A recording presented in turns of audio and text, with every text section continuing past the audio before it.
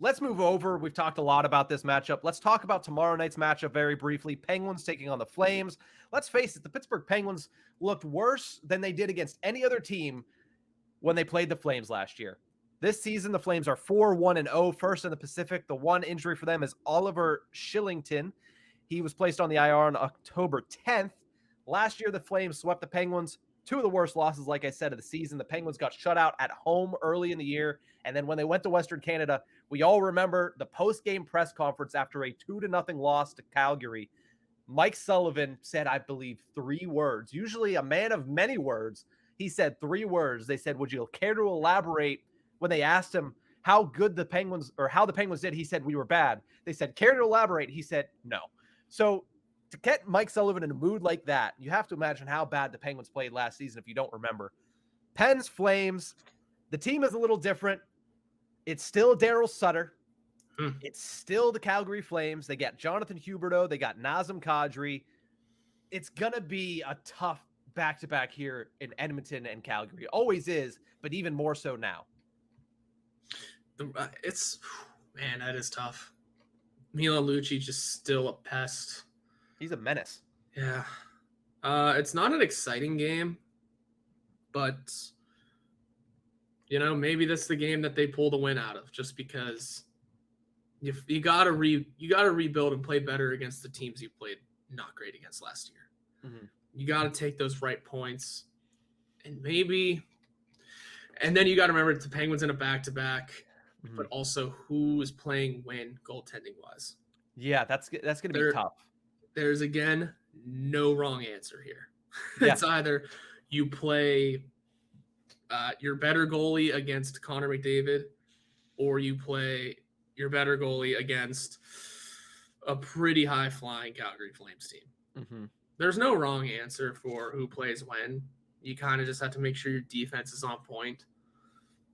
And make sure the shots stay far, make sure the shots are visible, and get your own pucks in deep. So yeah, I could see the Penguins pulling out a win against Calgary, though, regardless of who was in net.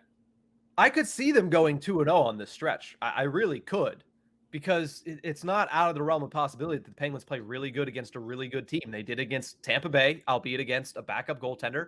They did it against LA. They blew the doors off of LA, which completely blew my mind. That's the one game so far that I predicted a loss for the Pittsburgh Penguins. But when you look at these two games, obviously there's no easier one. I mean, you could say the Edmonton Oilers have the higher end talent, but that's just because Connor McDavid's number 1.1 in the National Hockey League, and Leon Draisaitl is like 1.5. Meanwhile, the Flames are a more holistically good team, and I think they're a better coach team. So there's no right answer for who to start in which game. I think the thing is, in tomorrow night's game against the Calgary Flames, the Penguins really need to get out to a hot start, more so than against the Edmonton Oilers, because the Oilers can break down defensively with the lead or from behind. But to break the Calgary Flames, you have to get up on them. That's something the Penguins couldn't do last season. They couldn't beat Jacob Markstrom in net. They need to get one past him early to make the Flames have to push for a goal so they can hope for some mistakes and capitalize on those mistakes. So they really need to get out to a hot start against the Calgary Flames tomorrow. No pun intended. And that's something they haven't done for the past 3. Even if they don't tonight, they need it tomorrow. Yeah, it'll be a necessity.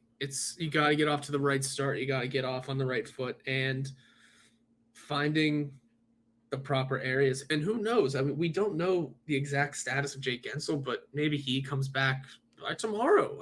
We don't know. We haven't seen today's practice yet. We haven't seen any updates in that sense. So who knows what happens in the next 24 hours. Mm-hmm.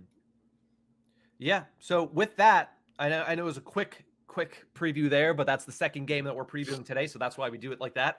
Horwat, I'll let you go first. Penn's prediction for Penguins against the Calgary Flames.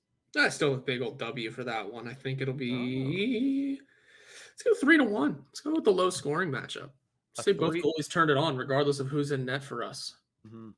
So you have the Penguins winning in a low-scoring affair. That would be the first low-scoring victory of the year if they got it, because they've scored 6 goals in all 4 victories this season. Got to get those gutsy wins. I'm on the opposite end of you again. So we have 2 opposite ends the next 2 days. So I can get back out in the lead, which is what I want. I have the Penguins losing against Calgary Flames 4-2. I mean, they looked very bad against them last year. And I think this is a team in Calgary that is very well coached in Daryl Sutter. Not that the Penguins aren't a well-coached team, but if I have them winning a shootout against the Edmonton Oilers, second half of a back-to-back, it's hard to play against the Flames when you're already tired. So I have the Penguins wearing down and falling victim to the Flames 4-2. So we got some interesting predictions to go the next 2 days, Horwat. Me versus you, head-to-head, mano-y-mano, in the back-to-backs in Alberta. But